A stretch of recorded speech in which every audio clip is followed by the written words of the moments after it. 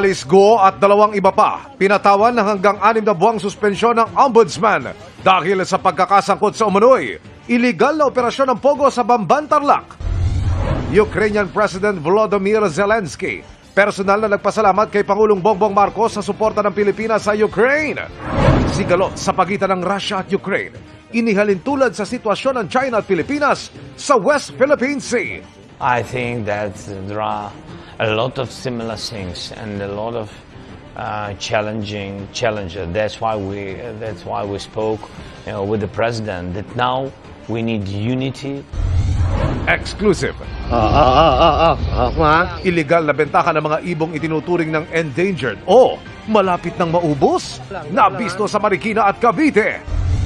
AFP itinanggi ang paratang ng China na umano'y panunutok ng baril ng ilang taga-Philippine Navy sa Chinese Coast Guard. Sa kabila niyan, karapatan daw ng mga sundalo na protektahan ang kanilang sarili. Masyadong malapit yung mga Chinese dun sa ating BRP Sierra Madre. Maaring threat, no?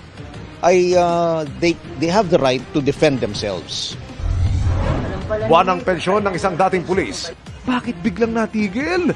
Idinulog yan kay Kapuso Action Man. Exotic food trip sa Palawan. Nakadalasang makukuha sa mga bakawan? G, ka bang subukan? At ang kwento ng tagumpay ng ilang Sparkle Stars at Kids na proud na nagmarcha para sa diploma. Live mula sa GMA Network Center, 20 taon nang nakatutok, 24 oras. Magandang gabi po, Luzon, Visayas at Mindanao. Pinatawan ng ombudsman ng hanggang 6 na buwang suspensyon si Bamban Tarlac Mayor Alice Guo at 2 iba pang opisyal ng kanilang munisipyo. Kasunod yan ang inihaing reklamong administratibo ng DILG kaugnay sa iligal na operasyon ng Pogo sa Tarlac na sinalakay noong Marso. Mismong si Guo raw ang nag-apply ng clearance para maipatayo ang mga gusali sa land developer na siya mismo ang presidente. Nakatutok si Joseph Moro. Hanggang 6 na buwang suspensyon ng walang sweldo. Yan ang ipinataw ng ombudsman laban kay Bamban Tarlac Mayor Alice Guo, Municipal Officer Aden Sigua at Business Permit and Licensing Officer Edin Ocampo dahil umano sa illegal na operasyon ng Pogo sa lugar niya. Naghain ng reklamong administratibo ang DILG sa ombudsman dahil sa umano'y pagpayag sa illegal na Pogo operation ng Hongseng at Sun Juan sa lupa ng Baufo Land Development Incorporated kung saan presidente si Guo. Noong March 13, ni-raid ng Presidential Anti-Organized Crime Commission o PAOK ang Baufo kung saan nadiskubre ang operasyon. Ayon sa DILG, si Guo raw ang nag-apply ng clearance para magtayo ng mga building ng Baufo at nag-imbita ng mga negosyante doon noong 2019. Si Guo rin ang humarap para sa Baufo para humingi ng letter of no objection sa Sangguniang Bayan nung hindi pa siya mayor. May 50% share din daw itong stock sa kumpanya, bagaman sabi ni Guo ay binenta na niya ang mga ito nung manalo siyang mayor noong 2022. Matapos maging mayor, siya ang nagbigay ng business permit sa operasyon ng Pogo ng kumpanyang Hongseng kahit kanselado na ang lisensya nito at sa pumalit itong kumpanya na Sun Juan. Sabi ng DILG, palabas lamang o simulated ang pagbibenta ng shares ni Guo at may mga shares pa rin ito sa Baufo.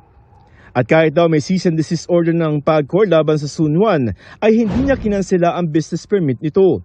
Sabit naman si Ocampo dahil sa pag-i-issue ng permit sa Sun Juan kahit hindi ito kompleto ng dokumento. Si Sigua naman ang pumirma ng bilhin ng Baufo ang lupa ni Guo. At dahil hindi nito inimbestigahan ang kapabayaan ng mga miyembro ng Sangguniang Bayan nang payagan nito ang Sun Juan na mag-operate.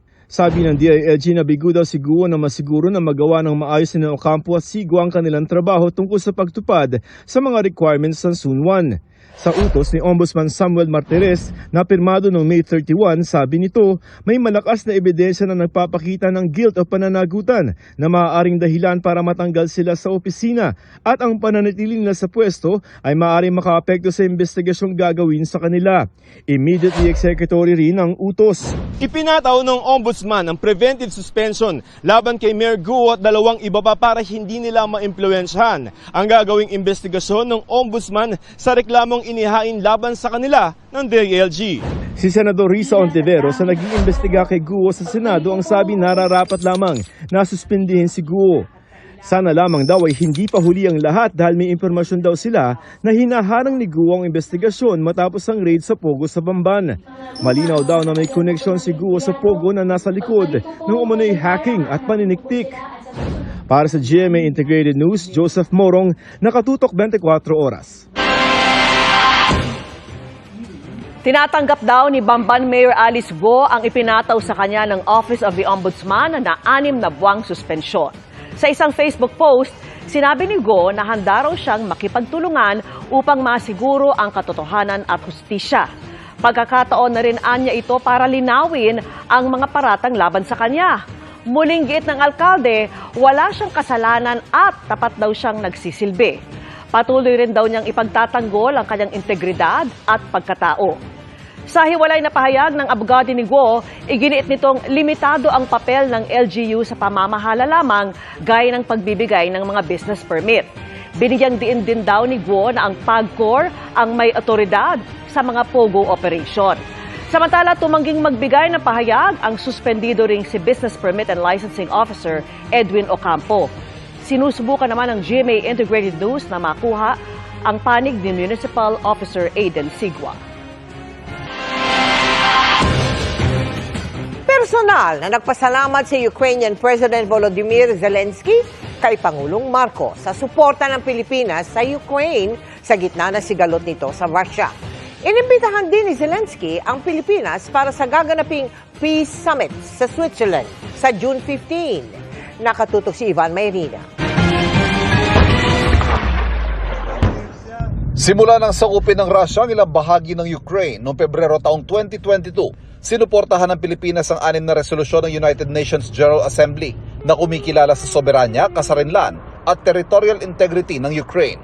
Ang suportang ito, personal na pinasalamatan ni Ukraine President Volodymyr Zelensky sa kanyang pagbisita kay Pangulong Bongbong Marcos sa Malacanang kaninang umaga. We are very thankful to be in your country and which supports Ukraine, our territorial integrity and sovereignty. Thank you so much of your big word and clear position about us, about this Russian occupation of our territories, and thank you on your support on the in your nations with your resolutions. We are very honored that you found the time to pass by the Philippines. I know that the crisis in your country has occupied all of your attention and all of your time, and it is a great pleasure to meet with you. To discuss some of the issues that are common to our two countries and hopefully find ways forward for both of us together. Parehong dumalo sina Marcos at Zelensky sa Shangri-La Dialogue sa Singapore nitong Sabado, kung saan naroon din ang mga leader at defense officials sa ibang mga bansa. Nangangalap ng suporta mula sa iba't ibang bansa si Zelensky para sa Peace Summit na gaganapin sa Switzerland sa June 15. Layo nitong makahanap ng mapayapang resolusyon sa mahigit 2 taon ng digmaan na malaki na nag-iepekto sa ekonomiya ng maraming bansa. Kinumpirma na ng Malacanang na lalahok ang Pilipinas sa Peace Summit. Pero ang ilang bansa tulad ng China na kilalang kaalyado ng Russia, nagdeklara ng hindi sila dadalo rito. Bilang pagkapakita ng suporta sa Ukraine, sinabi ni Pangulong Bongbong Marcos sa magpapadala Pilipinas sa mga mental health workers para sa mga sundalo at sibilyang patuloy na humaharap sa digmaan doon. Sa pagbubukas ng embahada ng Ukraine sa Pilipinas ngayong taon, inaasahang mas iigting pa ang ugnayan ng dalawang bansa.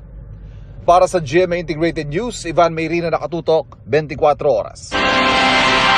Ang one-on-one interview ng GMA Integrated News kay Ukrainian President Volodymyr Zelensky, abangan lang po mamaya-maya. Nakapuga sa isang kulungan sa San Jose del Monte, Bulacan ang 8 presong dumaan sa nilagaring exhaust ng banyo. 4 na nahuli habang 4 na nalalabi ang tinutugis sa gitna ng mas maigpit na seguridad sa kulungan. Nakatutok si Marisol Abduraman. Sa kuha ng CCTV video, makikita ang mga lalaking ito na sunod-sunod na naglalakad sa makitid na daanang ito. Kuha ang video sa likurang bahagi mismo ng police station. kung saan dumaan ang mga nakatakas na palang mga PDL o persons deprived of liberty na nakakulong sa San Jose del Monte Police bandang alas 2:30 na madaling araw kahapon. Sa isa pang video, nakuhanan ng 6 sa kanila na kaswal na naglalakad sa isang kalsada. Ilang minuto makalipas, magkasunod naman na nakunan ang 2 pa nilang kasamahan na tumatakbo palayo. Matapos nito, ilan sa mga nakatakas sumakay ng tricycle. Meron ding sumakay ng bus at ang iba lumakad lang palayo. Sa investigasyon ng San Jose del Monte Police, lumusot ang 8 sa exhaust sa CR ng selda nila. Nakat nila yung metal rail doon using yung isang lagaring bakal. Na-recover ang lagari na ginamit ng grupo, pero malaking tanong ngayon kung paano ito naipasok. Mainit maglagari din ba? Bakit hindi na malayan?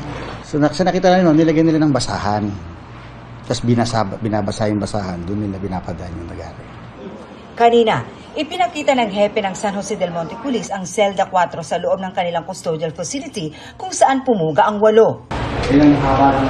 Magkaroon tayo ng investigasyon doon sa mga lahat ng naka-duty to determine yung kanilang kung nasan sila, kung anong ginagawa na during the time. Dahil sa insidente, tinanggal sa pwesto ang 2 pulis na duty nung naganap ang pagtakas, lalo rin naghigpit sa kulungan.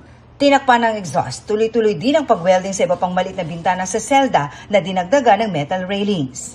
Kaya ang isang bagong direktiba ngayon ng hepe ng San Jose del Monte Police ay pansamantalang ipagbawal ang mga hard case na mga lagay ng mga pagkain. Kaya ngayon, nasa mga plastic na lang muna ito. Bakit po, sir?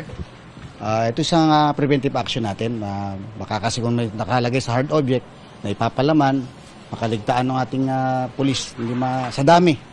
Baka ma-overlook yung iba. Kaya ang ilang dalaw kanina, napilitang isalin sa supot ang mga dalang pagkain.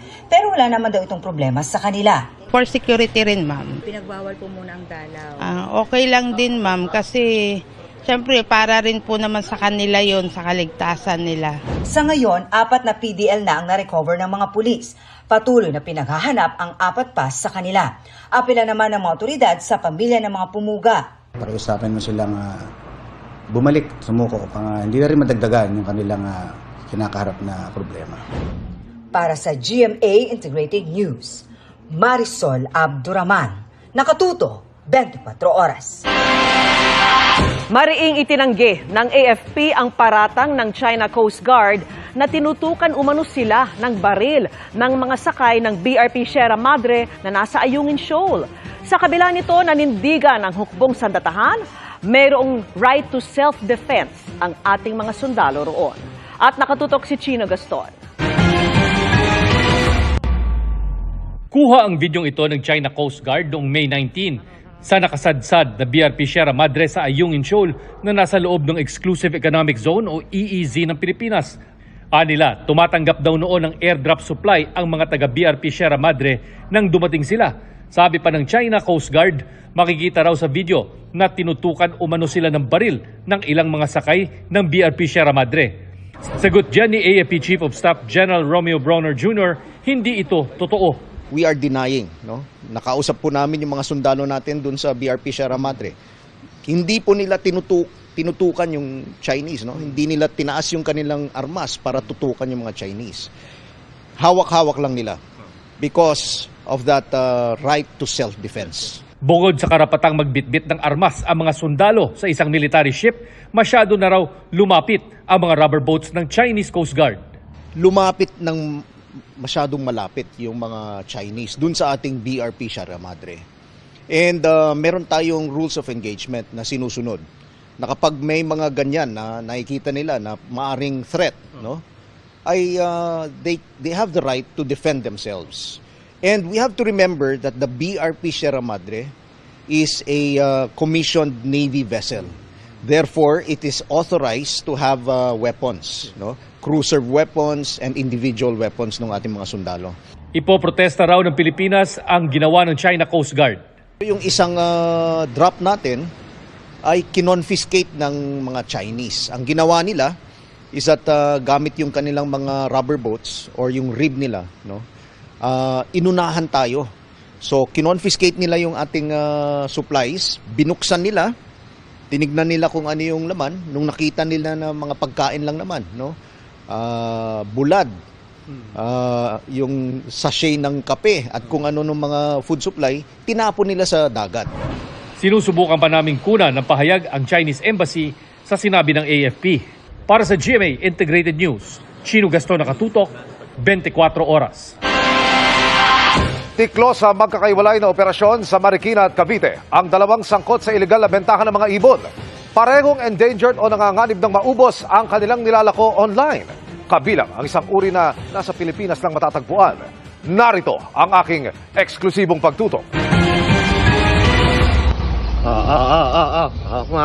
Agad na niyapos ng nakasibilyang pulis ang suspect na ito nang tanggapin ang perang ibinayad sa kanya para sa 4 na ibon na kung tawagi Sanconur.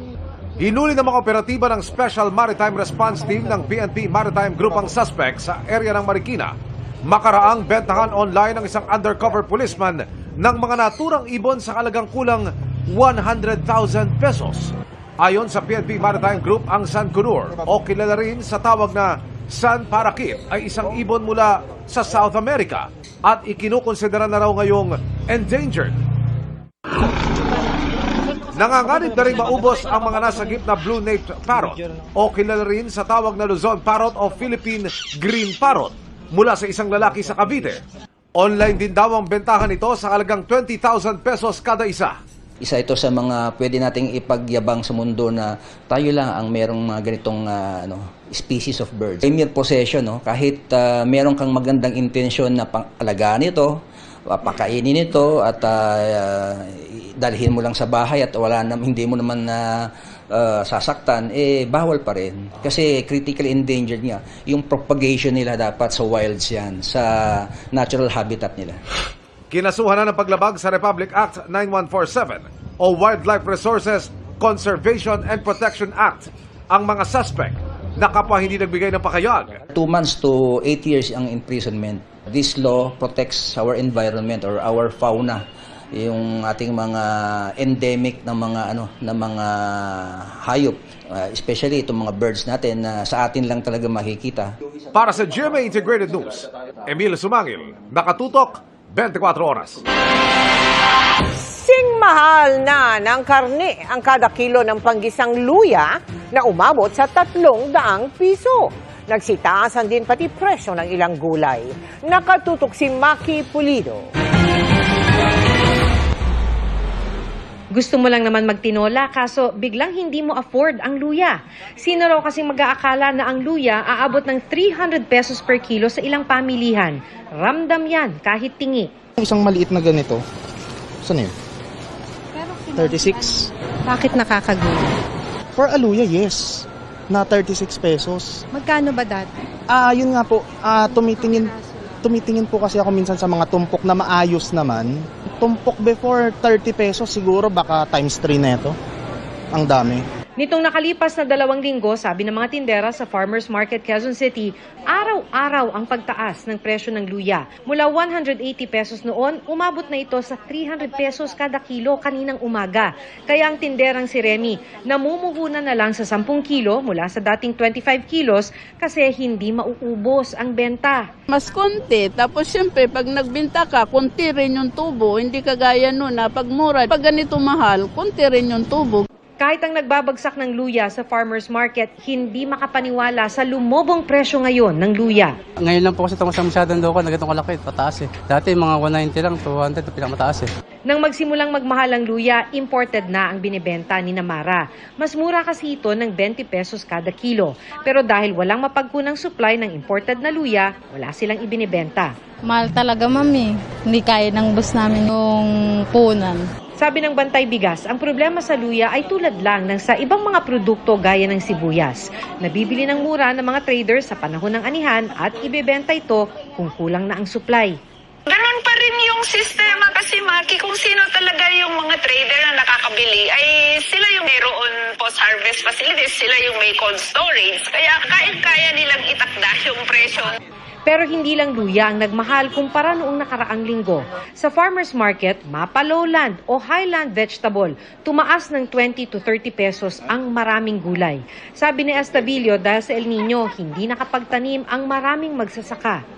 Dahil sa nasira nga yung kanilang mga pananim hanggang gulay, talagang back to basics sila na nananawagan sila ng compensation, ayuda sa gobyerno para makabili sila ng mga pananim nila. Sinusubukan pa naming makuna ng pahayag ang Department of Agriculture ukol dito. Para sa GMA Integrated News, Maki Pulido nakatutok, 24 oras.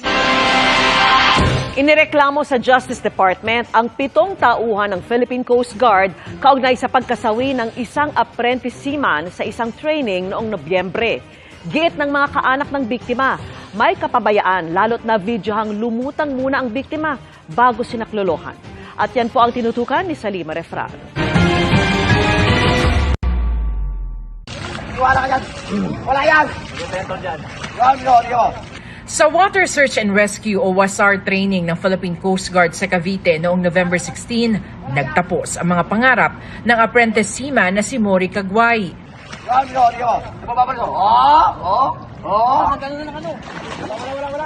Mahigit 6 na buwan matapos ang mapait niyang sinapit, dumulog na sa Department of Justice ang kanyang pamilya. Kasama ang NBI, naghain sila ng reklamong reckless imprudence resulting in homicide at paglabag sa anti-hazing law laban sa 7 tauhan ng PCG na pawang mga trainer at opisyal na nangasiwa sa pagsasanay. Wala yan! Sa nakunan kasing video, nakalutang na sa dagat si Cagway bago siya sinakluluhan. Pag nakikita ko yung video, yung ginawa ng mga trainers niya, hindi talaga makatao yun. Hinintay pang nakalutang yung katawan, yun ang masakit sa loob ko. Andun sila, ba't nila hindi sinagip?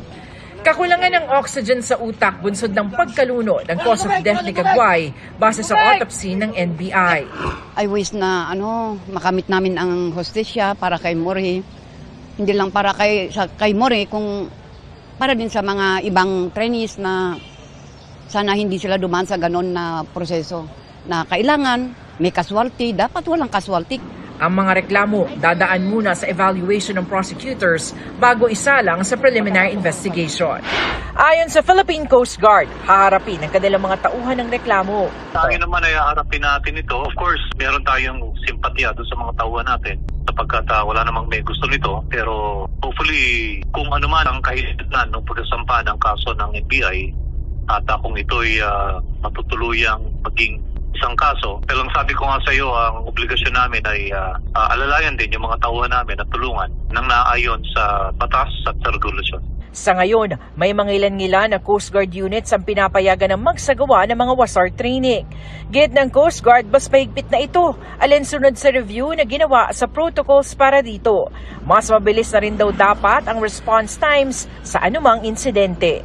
Para sa GMA Integrated News, Salima Refran, nakatutok, 24 oras.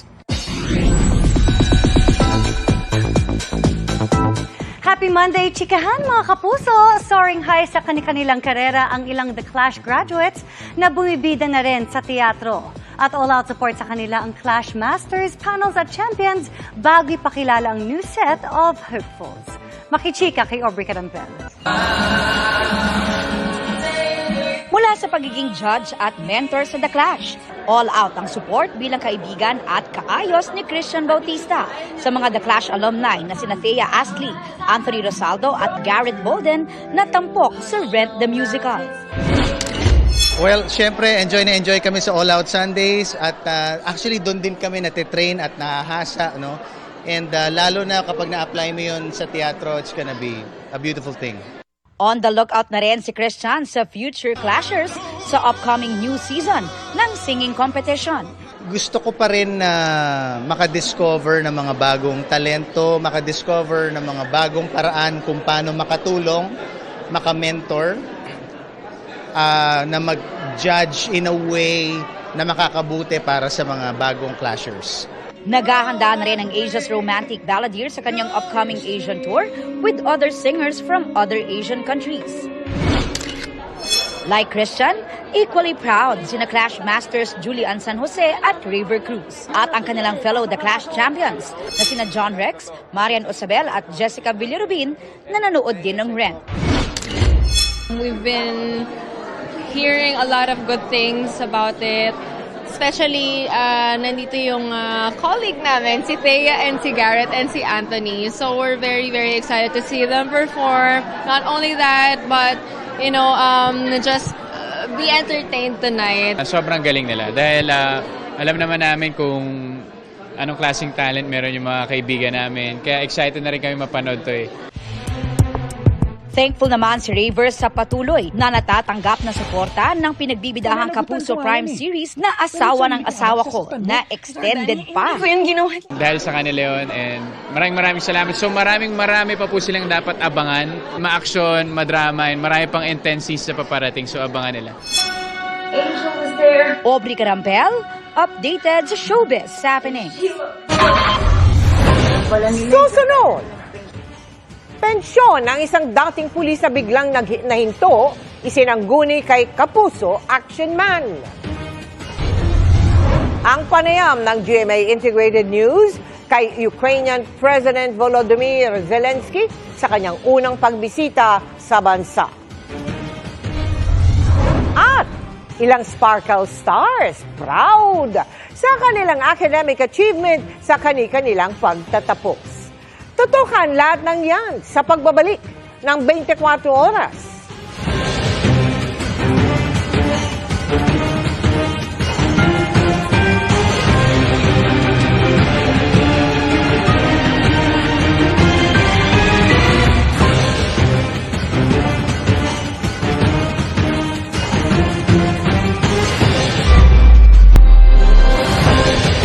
Sinalakay ng Special Protect Group ng DILG ang isang resto bar sa Pasay na hinihinalang sangkot umano sa ilang iligal na aktibidad.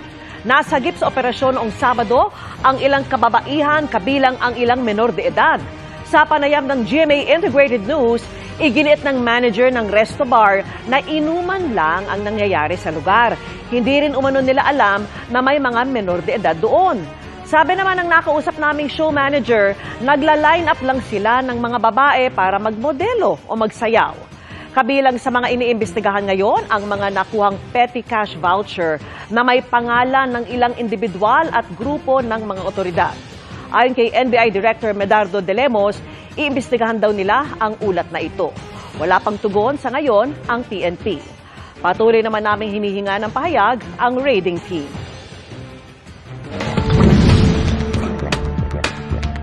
Naputol na nga ang inaasahang pensyon, nagkautang pa umano ang mag-anak ng isang dating pulis para maliwanagan kung bakit dumulog sila sa inyong Kapuso Action Man.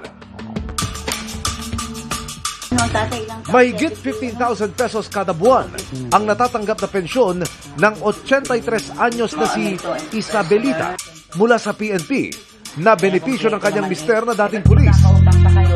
Pero Hunyo ng nakaraang taon, bigla raw itong nakinto. Hindi ko nga po alam bakit at may utang pa daw ako. Ako naman walang pinagkukunan kundi yun. Mga anak ko naman walang mga hanap buhay. Ay di, awa na naman ninyo, tulungan ninyo ako. Idinulog ng inyong Kapuso Action Man sa PNP Retirement and Benefits Service ang sumbong. Napigil po yung pension ni Mrs. Alcantara dahil nga po doon sa audit observation memorandum na ibinigay ng COA.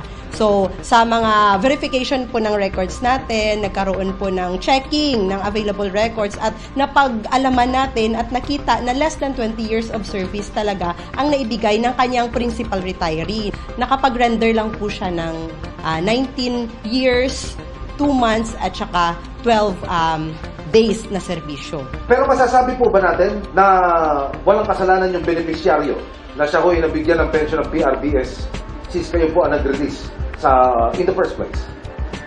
So, sa mga beneficiary po, aminado po sila na hindi nila alam, hindi po sila aware doon po, di ba, sa mga polisiya na yon. So, ito ay nangyari lamang din naman noong 2022 dahil nga inaudit po, nagsaliksik po mismo si COA. So, pareho po si PRBS, si PNP, si claimant, of course, yung kumbaga yung kasalanan na yon ay yung lapses, yung lapses na yon ay hindi talaga na-expect. Ayon sa PRBS, para makatanggap ng pensyon ng isang pulis, kailangan nanilbigan siya sa serbisyo ng hindi bababa sa 20 taon. Tinatawag na gratuity naman ang matatanggap ng mga gaya ng mister ni Isabelita na hindi umabot sa itinakdang 20 years of service. Sa kabila nito, may apela sila sa Department of Justice para sa mga apektadong pensioner. Nilapit po natin sa DOJ, Department of Justice, through the NAPOLCOM kasi under po yung PNP ng NAPOLCOM. So, seeking clarification kung ano ba talaga yung entitlement ng ating mga PNP retirees, INP retirees. We are hoping and praying na ma-approve po, in favor po sa inyo yung magiging hatol ng ating DOJ. May paglilinaw din sila hinggil sa pagbabayad ng overpayment. Kung ano po yung payment terms na kaya po ng ating pensioners, yun pong ilalagay sa authority to deduct niya. Kailangan ding hintayin muna ang ipapadalang demand letter ng PRBS bago gumulong ang pagbabayad ng sobrang natanggap na pensyon. Sa ngayon ay nalinawan na si Isabelita.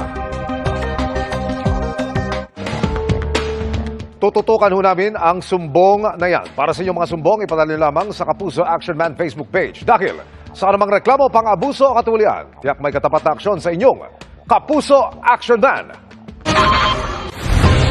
Abangan! Bakit nga ba napakainit pa rin kahit opisyal nang nag-umpisa ang tag-ulan? At ang handog ng GMA Kapuso Foundation para sa magandang ngiti ng ilang Pilipino. Yan at iba pang mga balita sa pagbabalik ng 24 Oras.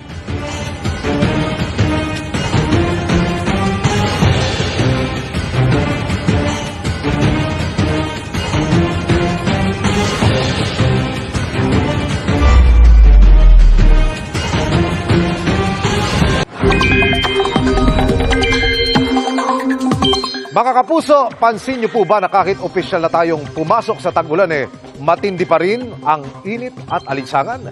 Nasa monsoon break po kasi tayo. Ibig sabihin, pansamantalang hindi umaabot sa ating bansa yung southwest monsoon o habagat. Easterlies o yung mainit na hangin ang umiiral sa malaking bahagi ng bansa. Sa katunayan, umabot sa 54 degrees Celsius ang heat index kanina sa Giwan Eastern Samar. Posibleng diyan din pinakamainit bukas sa 50 degrees Celsius. Pero kahit mainit, habang wala pa ulit ang habagat, posible rin ang ulan dahil sa frontal system at localized thunderstorms. Base sa datos ng Metro Weather, sa umaga posible ang ulan sa Bicol Region at Palawan. Unti-unti na rin ang tsansa ng ulan sa Mindoro Provinces, Sulu Archipelago at ilang bahagi ng Northern Luzon. Mas malawakan na ang ulan sa hapon sa halos buong Luzon, Western at Eastern Visayas at malaking bahagi rin ng Mindanao. Heavy to intense rain sa ilang lugar kaya maging alerto sa bansa ng baha o landslide. Sa Metro Manila, posible rin ang ulan bandang hapon at gabi. Sa ngayon, walang namataang sama ng panahon o bagyo pero maging handa pa rin lalo't ayon sa Pag-asa, may isa o dalawang bagyo na posibleng pumasok o mabuo sa loob ng Philippine Area of Responsibility. Karaniwang sa Bicol Region at Southern Luzon, tumatama ang bagyo kapag ganitong buwan pero may mga pagkakataon ding tinutumbok ang Northern o Eastern Visayas. Kung hindi naman matuloy ang landfall, nagre-recurve o lumilihis ang bagyo, papalayo sa bansa. Pero mga kapuso, mag-landfall man o hindi, posibleng palakasin ng bagyo ang hanging habagat kaya may tsansa pa rin maging maulan.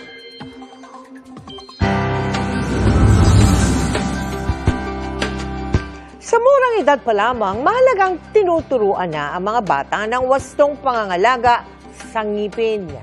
Ang pagkabulok at pagkasira kasi nito may epekto rin sa kumpiyansa ng isang tao.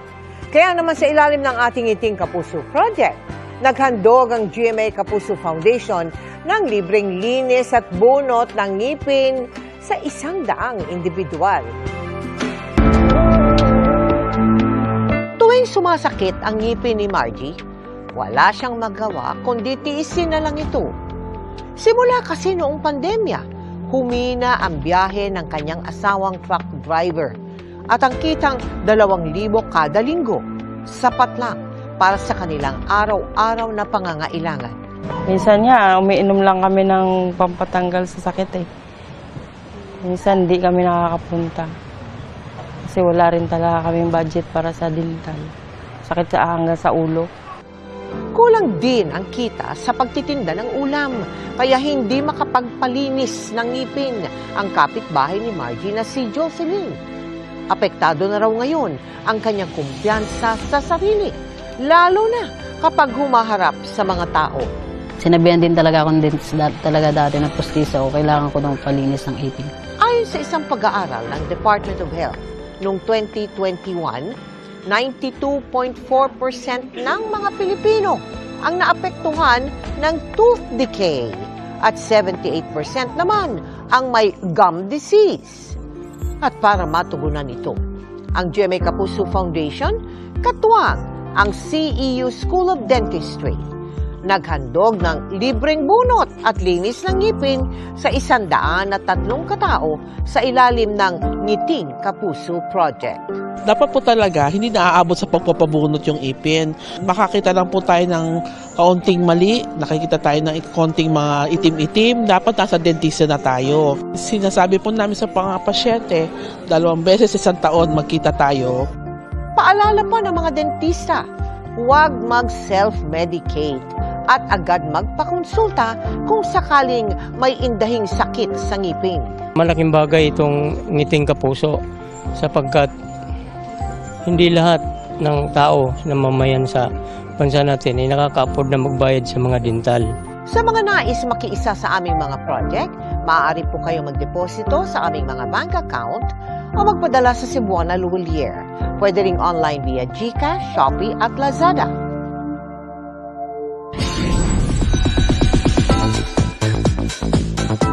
Mabilis na chikahan tayo para updated sa showbiz happenings. Umaasa si Miss Universe Philippines 2019 Gazini Ganados na matatapos na ang kaguluhan sa Gaza. Hindi na raw kasi maganda ang kalagayan ng kanyang pamilyang kasama sa mga naiipit sa gera. Dasal niya, magkasama na sila, gayon din ang safety ng iba pang civilian. We stand the right queens. Spotted together sa Pride Night 2024, sina Miss Universe 2015 P Awards back John C. at Miss Universe Philippines 2024 Chelsea Manalo sa Pride Night 2024 event. Very honored daw ang reigning Miss UPH Queen na makasama si Pia. Spotted in Manila ang Yumi Cells actor na si Ann Bo-hyun. Sa kanyang IG, pinost ng aktor ang ilang pics while strolling around kasamang kanyang friends. Napapanood si Bo-hyun sa Yumi Cells dito lang sa GMA Afternoon Prime. Tutukan. G ka bang makipag-food trip sa exotic food na makukuha sa Bakawan? At mula sa trending at top-rating mystery drama series na Widow's Web at Royal Blood, narito na ang patikim sa bago at inaabangang mystery serye na pinagbibidahan ni Kapuso Prime actresses Bea Alonzo at Carla Abellana.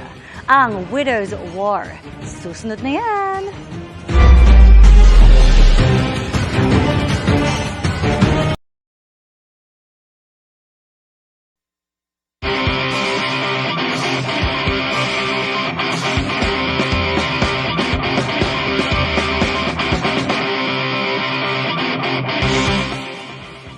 Mula sa proteksyon laban sa storm surge o pagbaha tuwing malakas ang ulan, tirahan din ng iba't ibang wildlife species ang mga bakawan o mangroves. Pero sa loob ng mga bakawan, alam nyo bang may special delicacy na napagkakakitaan na rin ng mga taga-Palawan? Tara, let's change the game at subukan ang exotic food na tamilok.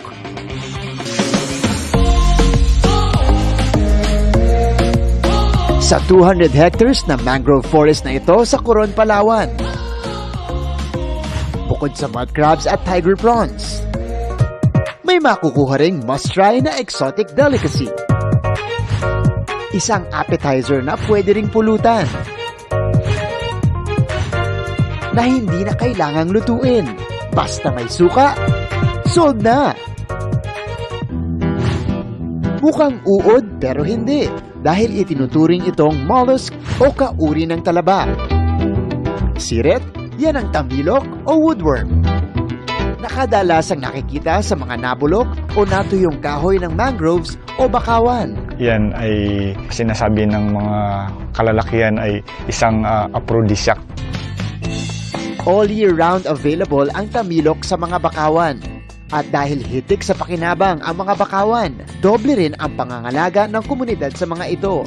Sa katunayan, nasa Barangay Bintuan ang pinakamalawak na mangrove forest sa Coron, na idineklara ng Marine Protected Area noong 2005. pinagbabawal na yung pagkuha ng mangrove, yung doon sa aming marine protected area which is mayroong kurso na 64 hectares. So mayroon kaming buffer zone in multiple use zone which is yun na nagagamit namin. Ang kasama ko sa pagkuha ng tamilok, si Kuya Clive, na ilang taon na rin itong kabuhayan.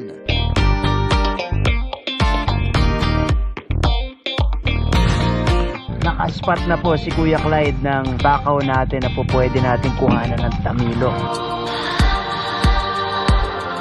Ganyan naman, Amazon Forest feels putik po ang nilulusungan natin. Pinaglalakaran natin, kaya dahan-dahan tayo. Yan na po! Nakaspot na tayo ng tamilok. Oh, ito po yung tamilok. Yan. The famous tamilok. Na kanina, una ko naputol, na hinahanap natin kanina pa.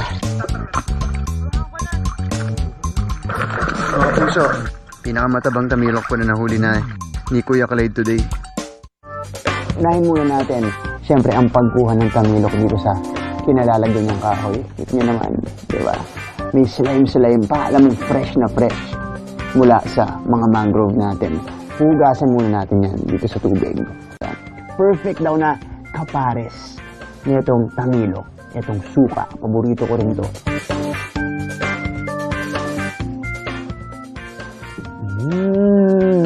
O, diba? Sama yung sabi nila. Parang talaba yung lasa. Tapos, pag bumuya pa kayo ng yumuya, dun yun na malalasahan yung manamis-namis na flavor ng tamilok. Nakita naman natin ang pakinabang ng pangangalaga ng bakawan. So kung bibisita kayo sa Palawan, pumunta na kayo dito, libutin ang bakawan at syempre tikman ang tamilok para suportahan ang local livelihood. Para sa GMA Integrated News, ako si Martin Navier, changing the game! Sa gitna ng paghahanda para sa kauna-unahang parliamentary elections ng BARM, magbabala ang COMELEC laban sa mga posibleng aberya o irregularidad na dapat umanong bantayan. At nakatutok si Sandra Aguinaldo. Sa May 12, 2025, hindi lang ang national and local elections ang pagkakaabalahan ng COMELEC, kundi pati ang kauna-unahang parliamentary elections ng Bangsamoro Autonomous Region in Muslim Mindanao o BARM. Nagtipon sa COMELEC ang iba't ibang partido sa BARM para sa Multi-Party Democracy Summit.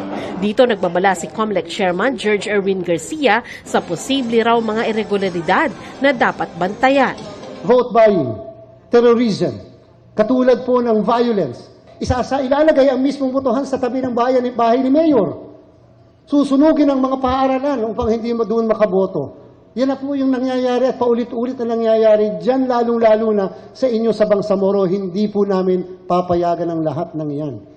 Pagtitiyak ni Garcia, we will never hesitate to use the full powers of the COMELEC under the Constitution para siguraduhin na walang masasakripisyong buhay at lahat makakaboto. Isa sa dumalo ang acting governor ng Maguindanao del Norte at military chief ng Moro Islamic Liberation Front.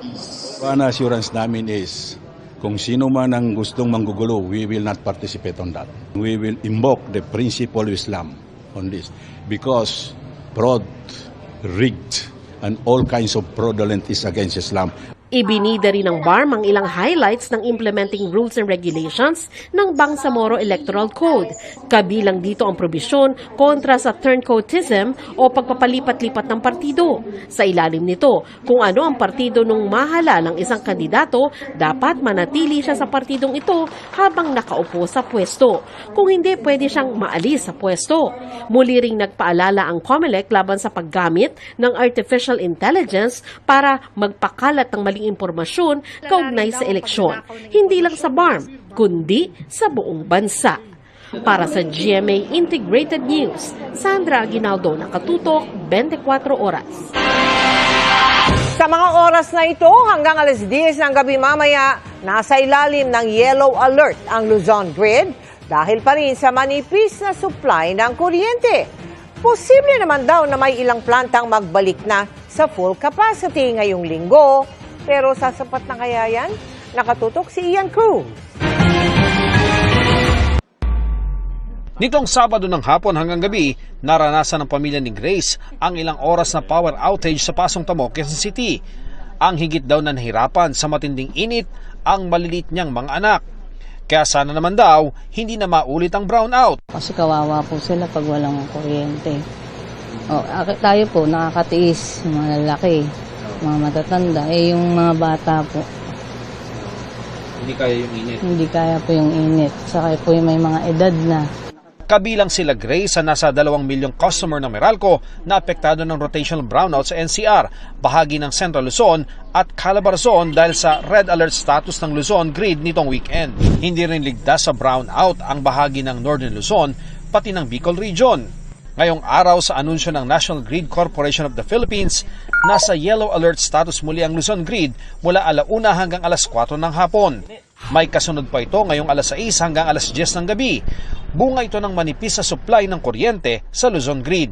Hindi naman inaasahan ng rotational brownout kung yellow alert, pero ang manipis sa supply maaring mauwi sa red alert kung biglang sumipa ang demand, bunga pa rin ng mainit na panahon o may bumigay na namang power plant. Ang Meralco, inabisuhan na ang malalaking customer nila na maganda sa paggamit ng sarili nilang power generator o green energy source sakaling umakyat sa red alert status. Sa ngayon, 16 na power plant ang hindi gumagana sa Luzon. Ayon sa DOE, may limitasyon rin daw ang outages ng planta ng kuryente base sa alituntunin mula sa Energy Regulatory Commission. Kung na-violate nila ito, then of course, they have to face the penalties to be imposed by the Energy Regulatory Commission. Pero baka may makabalik na raw na ilang planta sa linggong ito para patatagin pa ang supply ng kuryente. 6 naman sa mga planta ang gumagana pero bawas ang kapasidad na patuloy daw na sinisikap na maibalik sa full capacity. Baka daragdag sana ang mga hydropower plant ng Luzon pero hindi pa raw sa panang level ng tubig para patakbuhin ang mga ito kahit pa tag-ulan na. Responsableng paggamit ng kuryente ang patuloy na apela ng Department of Energy sa publiko para raw mapagkasya natin kung ano man ang available na kuryente sa ating grid. Hindi lang ito makakatulong sa sistema natin, sa halip mababawasan po kahit papano yung ating binabayaran sa serbisyo kuryente. Para sa GMA Integrated News, Ian Cruz, Nakatutok, 24 Oras. Naniniwala si Ukrainian President Volodymyr Zelensky na dapat magkaisa ang Ukraine at Pilipinas para depensahan ang teritoryo nito laban sa mga nagtatangkang manakop. Nakatutok si Mariz Umali. Sa kaniyang kauna-unahang pagbisita sa Pilipinas, wala pang 12 oras na nanatili sa bansa si Ukrainian President Volodymyr Zelensky. Kaya nanghihinayang daw siyang hindi niya maikot ang ganda ng Pilipinas. I saw just people are very warm in the hotel and in the palace and in the streets. I saw him. They're just smiling. Bagamat nasa kalagitnaan ng gyera ang bansang Ukraine, minarapat pa rin ni President Volodymyr Zelensky na bumisita sa ating bansa dahil ganito raw niya pinahahalagahan ang boses ng Pilipinas at ng buong rehiyon sa usaping pangkapayapaan at kalayaan. Minabuti rin niyang pumunta rito para personal na imbitahan si Pangulong Bongbong Marcos sa nalalapit na Peace Summit ng Ukraine na gaganapin sa Switzerland ngayong June 15. It was very important directly to invite the president, directly to speak with him about the details what's going on the battlefield, what Russia brought with this war to our land, all this crisis. And of course, for us it's very important not to give Russia possibility to influence on Asia. We are preparing our steps to peace, and of course for us it's very important that Philippines really support our territorial integrity and sovereignty. Now we are starting our peace summit and we are trying to unite all the countries to give strong message from all the world to Russia, stop the war. Kamakailan lang sa dinaluhang Shangri-La Dialogue sa Singapore, nagpahayag si President Zelensky ng kanyang pagkabahala sa tila pagpipigil ng Russia at China sa ibang mga bansa na dumalo sa naturang summit. You said Russia and China are trying to undermine your peace summit in Switzerland this month. Do you think Russia and China are afraid that the summit would become such a huge success that it could undermine their global influence, and how so? Yes, because it's a pity that China joined it to Russia and now helps them to push the leaders not participate in the peace summit. We've been in shock really because we count on all the world. We are open to every country except an enemy, of course, except Russia. And but I think this is a surprise for Russia and their allies, that for today we have the confirmation from 107 countries, and this is huge result. I think that Russia counted that nobody will attend the summit and nobody will participate us, but you see that really mostly the world on the side of peace. Maihahalin tulad nga raw niya sa kanyang bansa ang nangyayari ngayon sa Pilipinas sa gitna ng panghaharas naman ng China sa mga barko natin sa West Philippine Sea. And that's why we have to hold the situation, and we have to be together with very strong and clean position that nobody can occupy your territory. Nobody. I think that there are a lot of similar things and a lot of challenging challenges. That's why we spoke with the president that now we need unity, because if Ukraine fallen down, if Russia will occupy us totally, this war, we will see this war in other continents, and it can be in your direction, in your region, and it's a big tragedy. A lot of casualties. If we will stay strong, it means that it will give very important signal to other countries, not to try, even to think how to occupy it, other independent countries. Ukraine is considered a small country compared to Russia, but you are still successfully standing up against Russia. What kind of lesson can the Philippines learn from your experience, especially with all these tensions in the West Philippine Sea and all the bullyings that we've been experiencing from China? When this war began, Russia was the country which is almost 4 times bigger. But the lesson is that if you are on your territory, if you are in unity between people, government, soldiers, I mean, everybody will defend your house. The world saw that the resilience of our people, and that's why my message to you, of course, we wish you only peace, but you have to be ready and to think about defending shield for the country. Nang tanungin kung ano nagpapatatag sa kanya sa kabila ng lakas ng Russia. Yes, moral is good.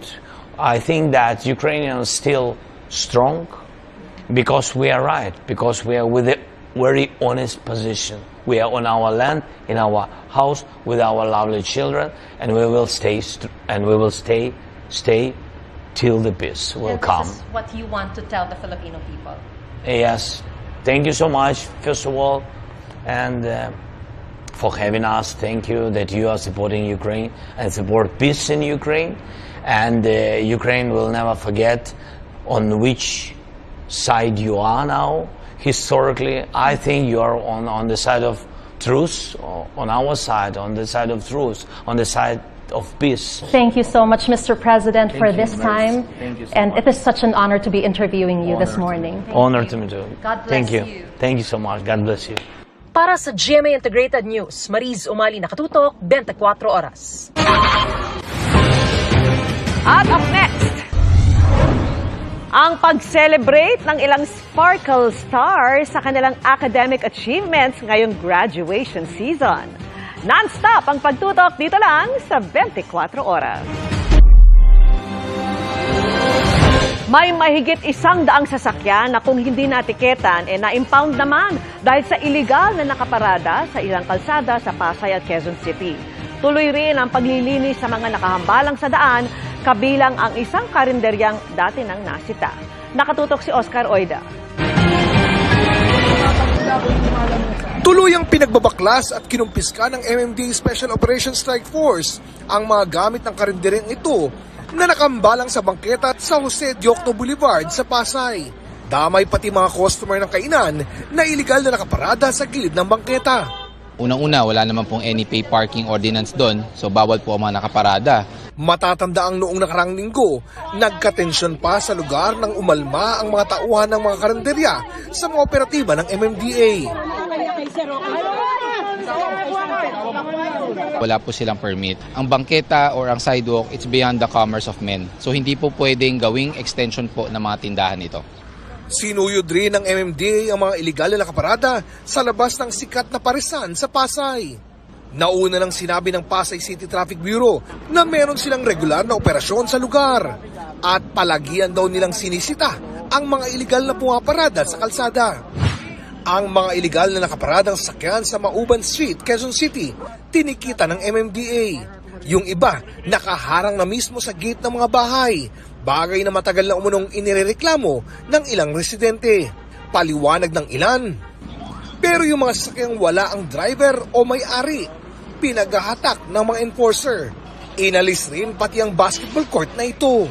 This is used as an alternate and a mabuhay lane po itong Mauban area na ito. You have to ensure na free from any forms of obstruction. Pinasadahan rin ng MMDA ang Giroa Street sa Quezon City pa rin, kung saan nasampula naman ang tindahang ito na sinakop na ang bangketa.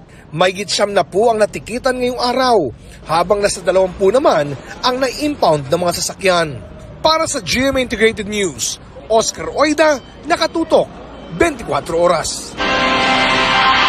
Ginisa sa Kamara si dating Health Secretary Francisco Duque III kaugnay sa mga naging gastos ng gobyerno noong kasagsagan ng pandemya.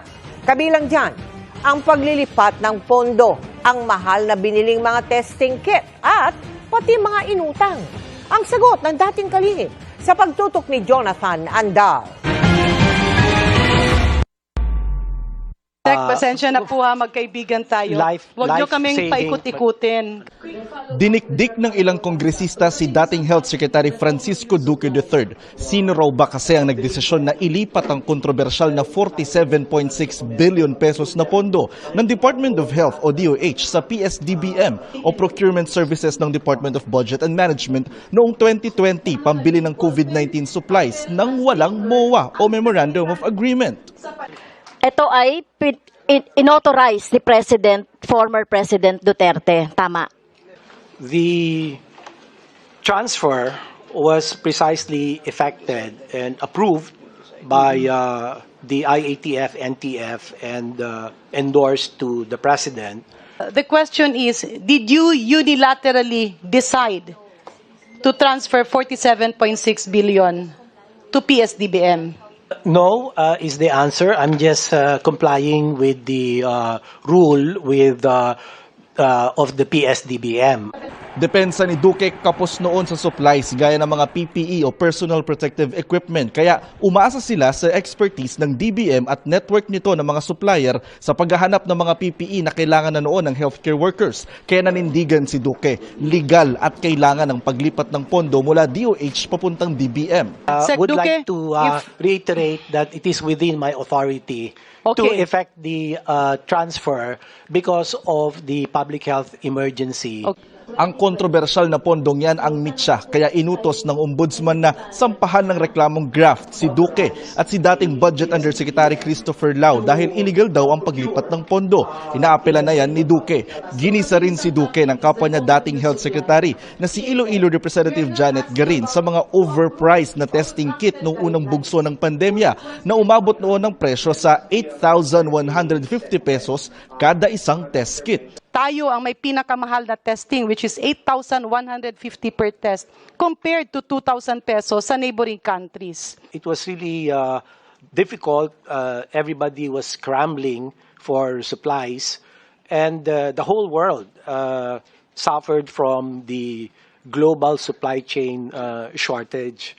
And so this affected even formulation of testing fees. You would see the downward trajectory of the testing cost as soon as supplies became more available and prices began to stabilize. Lumabas din sa pagdinig na 6 na beses umutang noong pandemya ang administrasyong Duterte para sa COVID response na umabot sa 129 billion pesos. Pero sabi ng DOH, meron silang ibinalik. Utos ngayon ng mga mambabatas sa DOH ilista kung saan-saan ginamit ang inutang na pondo. Sinusubukan pa namin kunin ang panig ng dating Pangulo sa pamamagitan ni dating Executive Secretary Salvador Mejaldea. Sinita rin ng mga mambabatas ang PhilHealth na may sobra o hindi nagamit na pondo na 89.9 billion pesos mula 2021 hanggang 2023 na kanilang isinole pero pwede raw sanang napakinabangan ng mga miyembro. Under the law, merong 2 courses of action ng PhilHealth, tama? Yes po. The first is pwede kayong mag-expand ng benefits, tama? Yes po. The second is pwede kayong magbaba ng kinokolekta sa kanila. We are aggressively enhancing our benefit Yes, so packages. let me just... Para sa GMA Integrated News, Jonathan Andal, nakatutok, 24 oras. Mga kapuso, kapapasok lamang na balita, kasalukuyang nag-aalboroto ang Canlaon Volcano sa Negros Island. Ayon sa PHIVOX, umabot sa 5,000 metro ang taas ng ibinugan itong plume o makapal na usok. Nagpapatuloy ang aktibidad ng bulkan at patuloy na minomonitor. Sa ngayon, nananatili naman ito sa Alert Level 1. Samantala, good news para sa mga guro, ganap ng batas ang Kabalikat sa Pagtuturo Act. Nilagdaan na ni Pangulong Bongbong Marcos ang bagong batas na layong itaas sa 10,000 piso ang taunang teaching allowance ng mga guro sa pampublikong paaralan. Non-taxable yan at sisimulang ipamahagi sa susunod na school year. Sa tulong nito, maalalayan ng mga guro sa kanilang gastusin sa teaching supplies at materials. Lalo't meron na ngayong blended learning kung saan gumagamit ng internet, kuryente at laptop.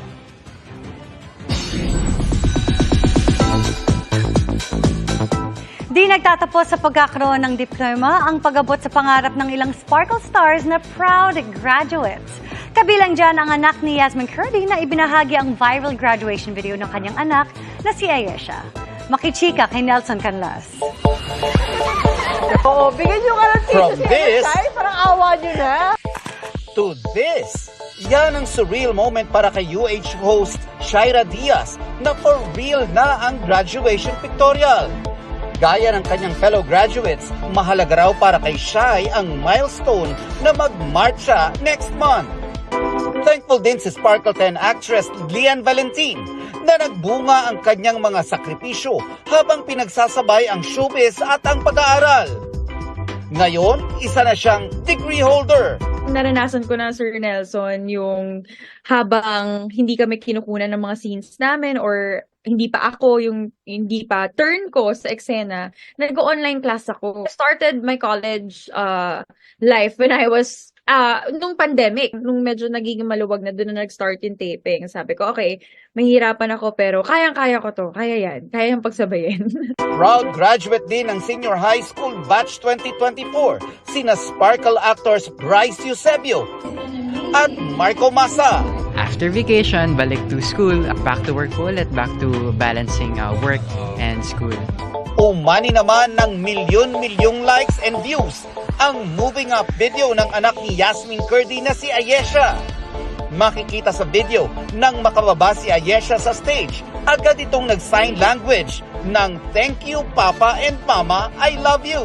Gulat kami doon, parang may sinabi pala siyang gano'n sa amin na may pa I love you pala siya. So na-touch kami. Maraming mga nagme-message na deaf, mga na nakakaintindi ng sign language, tapos parang sinasabi nila na it's a nice language to learn. Kaya ngayon parang na-inspire tuloy ako, parang gusto ko siyang matutunan bigla. Hindi raw naging madali para kay Yasmin ang pinagdaanan ng anak habang nag-aaral. Before, nagkaroon sila ng parang mga online bullying during the pandemic and all. Pero, I'm really happy na na-overcome niya. Parang na-overcome niya yung mga challenges. Kung si Ayesha daw ay graduate na, mukhang hindi pa graduate as a new mom si Yasmin. Marami daw kasi siyang natututunang bago ngayon sa pagdating ng kanyang baby na si Raya Laila.